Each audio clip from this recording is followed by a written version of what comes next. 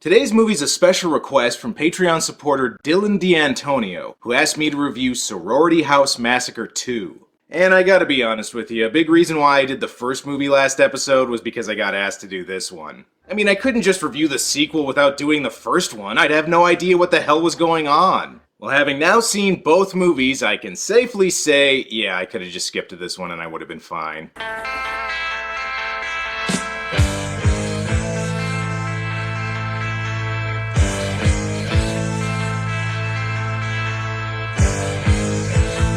If there's one thing slasher movies are known for other than killing people, it's having a whole lot of sequels. So I guess it was inevitable that Sorority House Massacre would get one too. While the first movie was directed by Carol Frank, this one was directed by Jim Wynorski, a prolific director not only of horror movies, but also softcore parodies of horror movies like The Blair Witch Project, The Hills Have Thighs, and Cleavage Field. I wonder why he wanted to make a movie set at a sorority house. The movie's also brought to us by New Horizons, specializing in sequels to old movies. Hey, where's the 2? I thought I was watching the sequel here, not the original. What the— oh, okay, never mind, there it is. So the movie stars Robin Harris, huh? Well, I still don't think it's gonna be as scary as Bebe's Kids. So the movie begins with the end of the movie? You can't remember. You can't remember. Oh, wait, it's another one of those ones that's told in flashback. Well, thanks a lot. Now I know people get killed in this slasher movie. The movie actually begins with a brand new set of students getting ready to fix up a sorority house, so I guess Beth must have joined a different sorority. Okay, well, Angela O'Neill gave a decent performance in the first one. What are these characters like? Hey, thanks for the lift, Eddie. No problem. Sure I can't help you out with some of that shit? No thanks. No one's seen the inside of this place till we get it fixed up. You know, I'm beginning to see why Dylan picked this movie. And is this guy her boyfriend or her dad? Forget college, this guy looks like he should be thinking about retirement.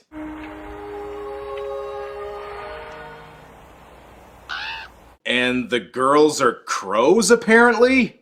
I don't see why we have to stay here all night. Because if you didn't, there'd be no movie, that's why. Plus, you've got some fixing up to do. There's not even any power. And even worse, the phone's dead. Okay, I heard you. You don't have to yell. You see, the movers aren't coming till 6 a.m. in the morning. Same time the phone and the electric people are coming. Oh, come on, girls. Look what we have here. We have, like, peanut butter. Now, girls, you can name the things you're gonna wrestle in later. Right now, you've got work to do, like explaining the history of the house. Do you remember about 5 years ago hearing about the Clive Hockstetter case? The guy who killed his whole family? Uh-huh.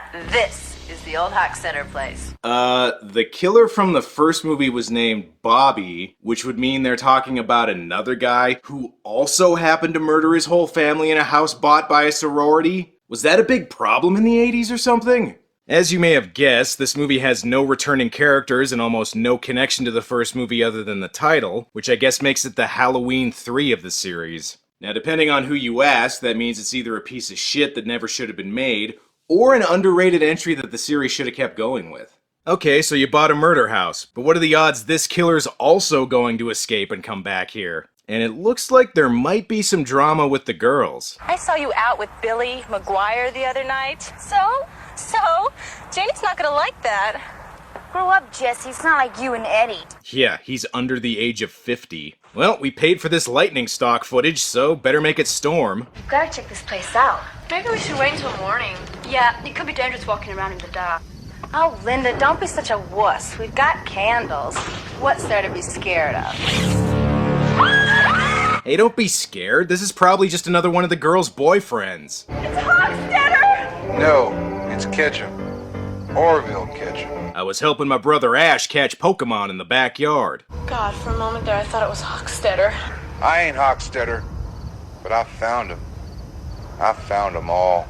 Shit, maybe this guy was looking for Pokemon. Orville tells the girls about the murders that took place in the house, which means we get a flashback, even though we're already in a flashback. Actually, it's just an excuse to use some stock footage, but instead of using scenes from the first movie, it uses footage from Slumber Party Massacre, a movie that has absolutely nothing to do with Sorority House Massacre, other than a few of the same people worked on it. This movie doesn't even know what it's supposed to be a sequel to. This is like if Silent Night, Deadly Night Part 2 used stock footage from Black Christmas. Alright, I don't want to riff this footage in case I do Slumber Party Massacre in the future, so guy stalks girls with a drill, and it has nothing to do with this movie. Moving on.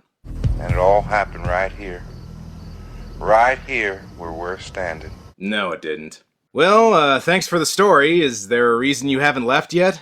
So y'all own the house now, huh? Yeah, we're gonna make this place into our new sorority house. Well then, you ladies are gonna be needing this. Excuse me while I whip this out. This here's the key to the basement. Yeah, I keep my keys by my crotch. My wallet's down there too. Orville leaves after giving them the basement key and... Oh no, don't touch that! It was just by his dick! Oh look, Orville's watching a movie that has as much to do with Sorority House Massacre as this one does. And I'm beginning to suspect the title of this movie was changed at the last second. Well, the girls already touched Orville's basement ballsack key. Might as well use it. Shit, it's worse than I thought. The movie's actually a prequel to Ouija. They'll have to wait to play it, though. We've got a tenuously connected subplot to get to. Still want to try for it? Well, if I were alone, I just might. Mike, I'm shocked. You're not pulling that old "this is no place for a woman" routine, are you? Hey, there's always a place for women in a Jim Wynorski movie. It's not really the most progressive place, but it's there. These are two cops who are investigating a call they got from the sorority house. Not exactly sure how they got that call. Didn't they hear this line from earlier? And even worse, the phone's dead. Anyway, tell us about the murders again. Body parts were scattered all over the house. Fingers in the sink, scalps on the mantle, guts cooking in the oven. What horror movie is this guy describing now? But what does all this have to do with tonight? Nothing! That's the whole point! But there was another guy, a neighbor. The movie really wants us to think that Orville is gonna be the killer, which of course means he isn't. Why am I watching this movie again?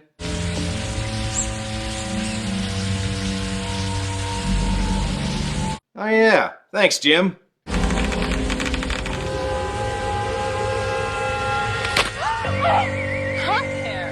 Alright, that's one thing this movie has in common with the first one. For a minute there, I thought you were... Hochstetter, I ask you, do I look like Hochstetter? Huh?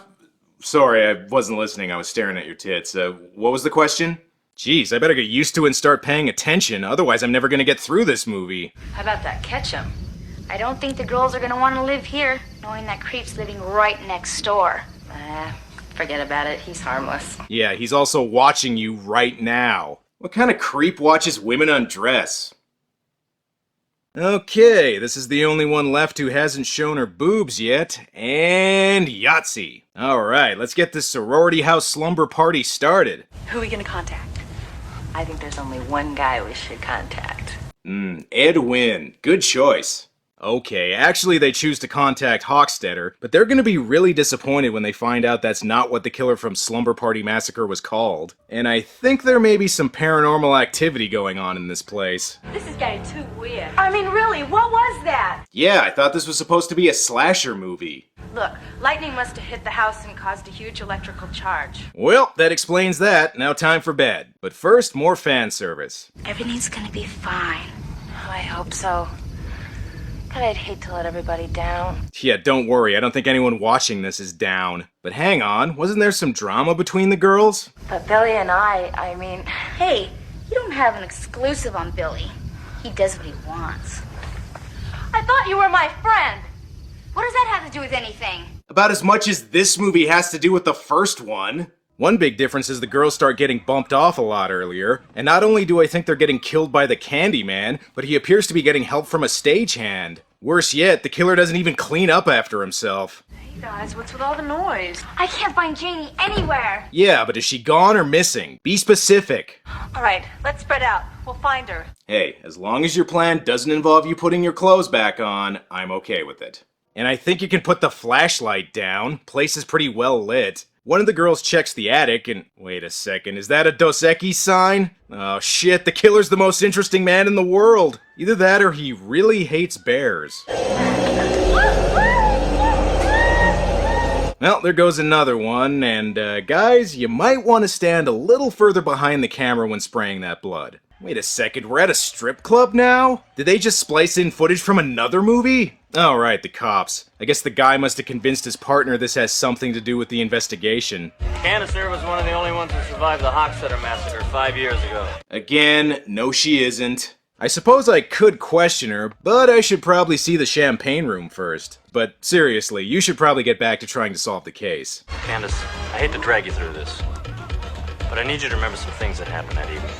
That'll be easy. Yeah, especially when you have stock footage from other movies you can cut to. The movie tries to get us to think the killer's Orville again, which of course means it's definitely not him. Back at the house, the girls immediately leave after finding their friends' dead bodies, and I'm just fucking with you, of course they don't do that. Oh my god, there's no dial tone! Of course there isn't, didn't you see the beginning? Seriously though, you should probably get out of there. Oh my god, our clothes, they're still upstairs! Come on, you're in a Jim Wynorski movie, you won't be needing those. But uh-oh, red herring alert. Well, should we still run for it?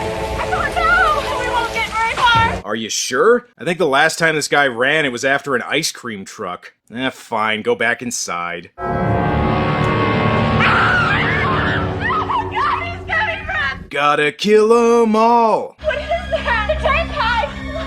The turnpike is coming! The turnpike is gonna get in through the attic! We have to get to that window before he does! If you think he's going for the attic, why don't you just go out the front door? No? You're not gonna do that? Okay, let me know how that goes. Alright, we know Orville isn't the killer, but I am kinda curious who actually is. Hochstetter probably had a hell of a time spanking it up here. Yes, he did. Okay, so she's the killer. There's only one thing scarier than someone trying to kill them, and that's people who don't wipe their feet before entering the house. Maybe now she'll finally get the hell out of there. You know, Orville, maybe if you said something like, "Don't be afraid, I'm here to help," instead of stumbling after them like a psycho, they wouldn't run away from you.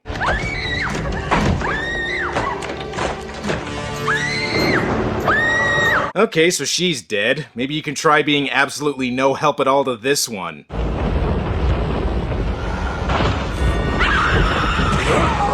No, that's not gonna do anything. You probably didn't hit anything but pizza rolls and gravy. I'm not the killer! I'm trying to help you! Why won't you believe me? After stabbing him doesn't work, she's forced to go all Princess Leia on his ass. Okay, I took care of the not killer, but before I call the cops, I should probably clean up a little bit.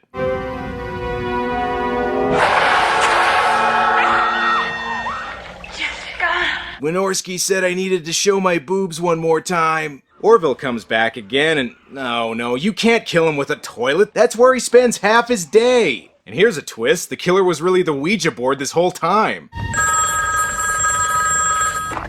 Hello? Hello? Hi, just calling to say you should probably get the fuck out of there instead of talking to me right now. Or whatever, just go back in the basement. And here's the real twist. The killer is really one of the girls. And is also possessed by a ghost or something. Don't you remember? You girls called me here.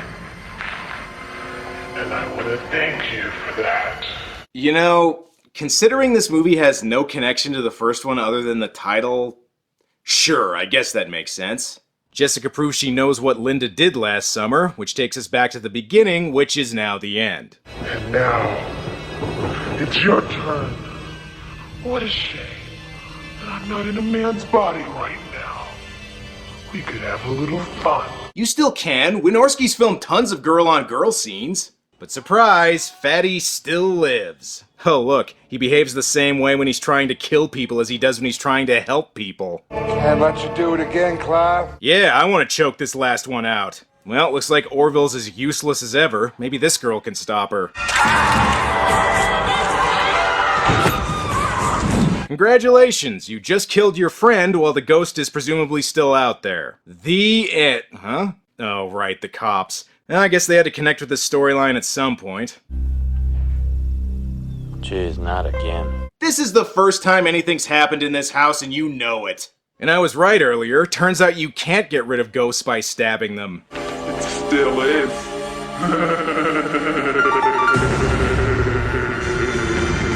And apparently she's possessed by the ghost of Elmer Fudd now.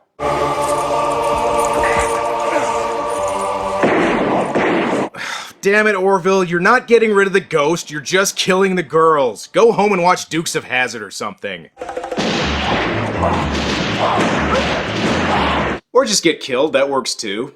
Jesus, even the movie isn't sure what the fuck just happened. So that's Sorority House Massacre 2, or Slumber Party Massacre 2, Slumber Party Massacre 3? The point is, it was something.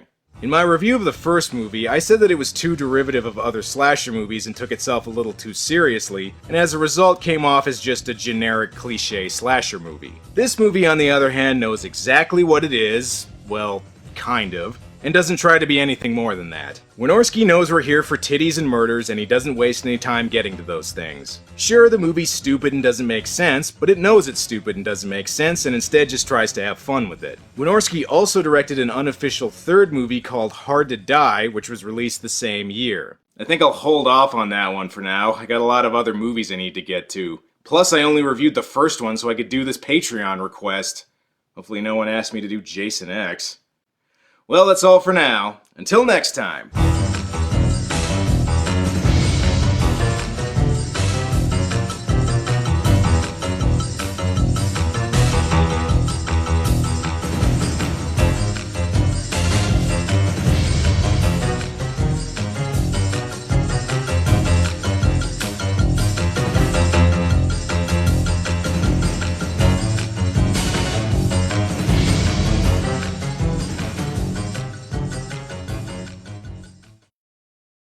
Welcome to Mr. Kitchen's neighborhood.